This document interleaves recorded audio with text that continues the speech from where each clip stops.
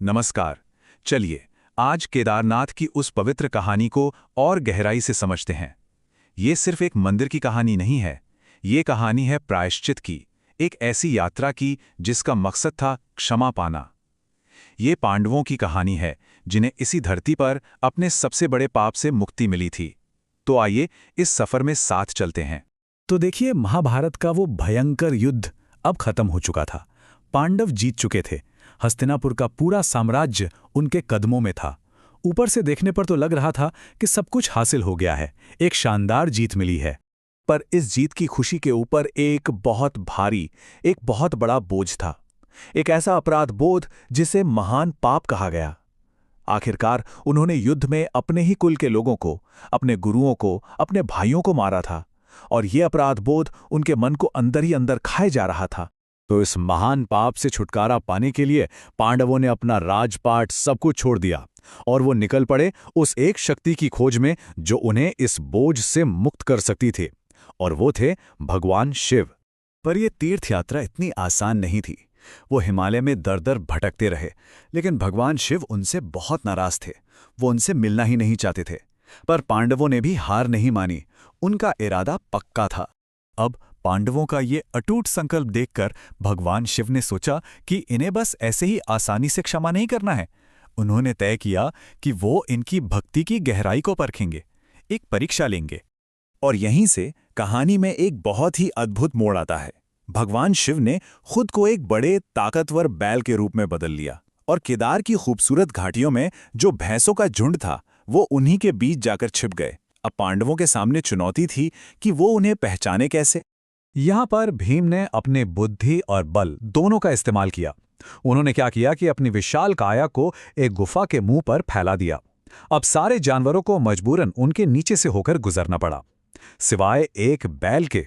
उस बैल ने नीचे से गुजरने से साफ मना कर दिया। बस भीम उसी पल समझ गए कि ये कोई आम जानवर नहीं, ये तो खुद महादेव हैं। लेकिन जैसे ही भीम ने उन्हें पकड़ने के लिए हाथ बढ़ाया, वो दिव्य बैल जमीन के अंदर धंसने लगा। जरा सोचिए उस पल के बारे में। ऐसा लगा मानो पांडवों के हाथ से क्षमा की आखिरी उम्मीद भी फिसलती जा रही हो। लेकिन नहीं, पांडवों के पक्के इरादे ने इस निराशा भरे पल को एक दिव्य चमत्कार में बदल दिया, और यहीं से इस महान और पवित्र धाम की शुरुआत हुई।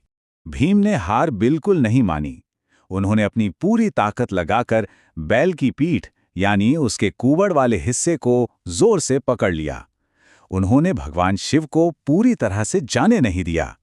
ये उनकी भक्ति की आखिरी और सबसे बड़ी परीक्षा थी। और इसी पल को समझने के लिए हमें ये एक शब्द समझना होगा, स्वयंभू। स्वयंभू का मतलब होता है जो खुद से प्रकट हो, जिसे किसी इंसान ने बनाया ना हो। केदारनाथ का ज्योतिर्लिंग किसी के द्वारा बनाया नहीं गया, वो स्वयं प्रकट हुआ। तो हुआ ये कि भगवान शिव का बाकी शरीर तो धरती में समा गया, लेकिन भीम के मजबूती से पकड़े रहने के कारण उनकी पीठ एक पत्थर के रूप में वहीं पर स्थापित हो गई। यही वो त्रिकोण आकार का स्वयंभू ज्योतिर्लिंग है जिसकी पूजा आज हम सब करते हैं। आखिरकार पांडवों की इस अटूट भक्ति और जबरदस्त संकल्प को देखकर भगवान शिव अपने असली रूप में प्रकट हुए।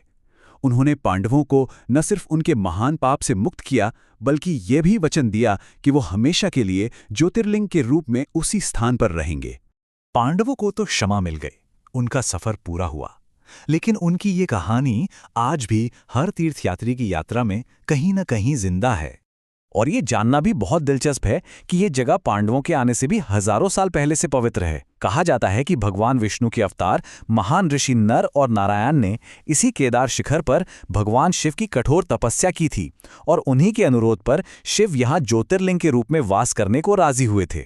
तो देखिए, हर तीर्थयात्री की यात्रा एक तरह से पांडवों की ही यात्रा की परछाई है।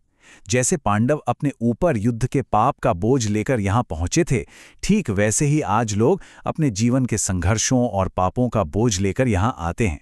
मकसद एक ही है, मन की शुद्धि और क्षमा पाना, और इनाम भी वही है, मोक्ष के रास्ते पर एक कदम आगे बढ़ना। तो केदारनाथ धाम आने वाले हर श्रद्धालु को शास्त्रों के मुताबिक क्या मिलता है? अपने पापों से शुद्धि, मन की इच्छाओं की पूर्ति, और सबसे बढ़कर जीवन का जो आखिरी लक्ष्य है, मोक्ष, उसकी तरफ जाने वाला एक साफ रास्ता। तो हम इस एक सवाल के साथ आज की बात खत्म करते हैं पांडवों की यात्रा तो इस धरती पर आकर पूरी हो गई।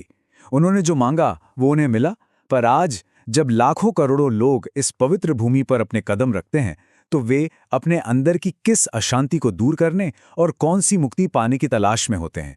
ये एक ऐसा सवाल है जिसका जवाब शायद हर तीर्थयात्री को अपनी यात्रा में खुद ही मिलता है।